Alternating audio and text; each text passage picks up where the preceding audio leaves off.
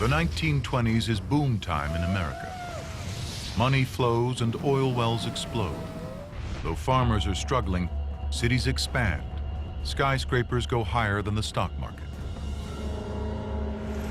Aspirations run wild for cars and suburban housing projects like Hollywoodland. By 1929, more money is spent on advertising than on education.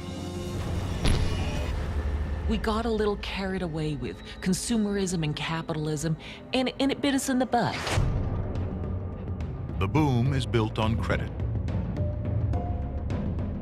In 1929, $6 billion of goods are bought on credit. But 80% of Americans have no savings at all. Some stocks are valued at 50 times what they're really worth. A giant bubble just ready to burst.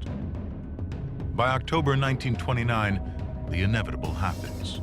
The stock market loses 12 times more money in 3 weeks than the US government uses in a year.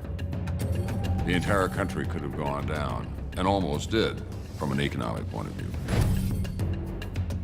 For a year after the stock market crash, America's economy teeters on the edge of the abyss. December 1930. The streets of New York are quiet.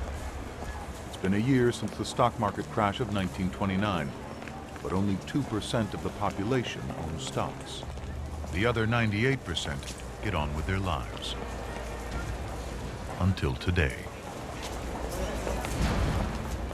This man is about to shake America's confidence in its banks to its very core.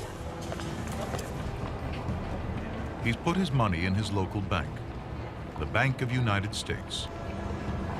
A bank that has only hours left to exist.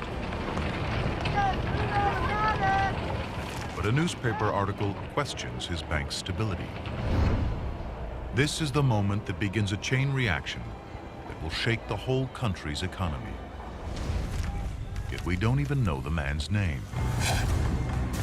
But his story was recorded by the New York Times.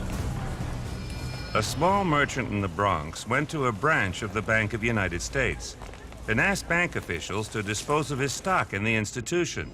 Good day, sir. How may I help you? Yes, I'd like to withdraw my shares from the bank. Beg your pardon, sir. Bank regulations are virtually non-existent at the time.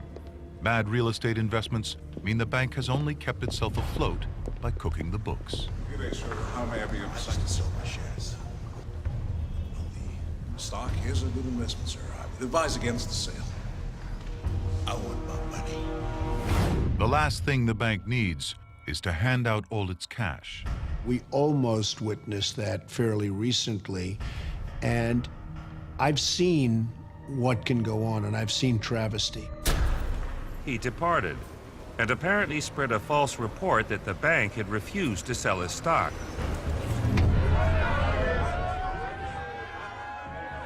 By mid-afternoon, a considerable crowd had gathered outside the bank, estimated at between 20,000 and 25,000 persons.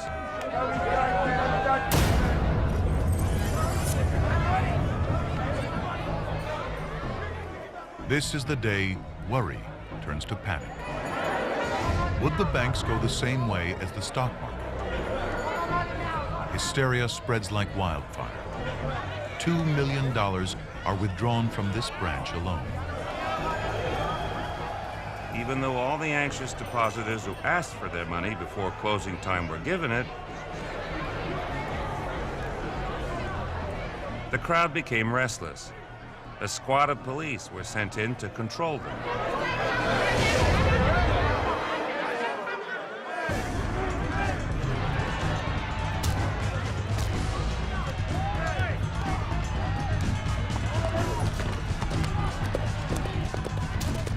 The trouble spreads to other branches.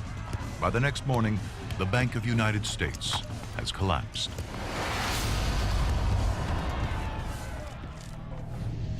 Confidence in U.S. banks disintegrates. In the last 60 days of 1930, 600 banks shut. Banks close in wave after wave across the country. By 1933, there are 28 states with without a single bank open. Unlike today, the federal government does not bail out the banks. Unemployment goes from 4 million in 1930 to 12 million in 1932. Every day, a